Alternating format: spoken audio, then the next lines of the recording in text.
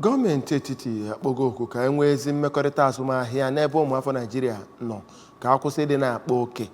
Onye na-anọchite anya Nnewi North Constituency n'ụlọ ọgbakọ mmebi iwu Anambra Honorable Augustine Ike mere ka amata nke a oge ọ na-ekwukwu banyere ihe ngara ọna a na-agbazi aka ebe ya dịka ma simenti eji alụ ụlọ. Emaneti Chigbata pụtara anya ụka dịka ọ na-ekwupụta ebumnobi ya etu esi ewere ọtụtụ ihe enyegara naanị otu onye ebe a na-enwekwa nnukwu ọnọdụ azụmahịa nke ọ bụ one ma one ndị mmadụ na-ahụ maka ya.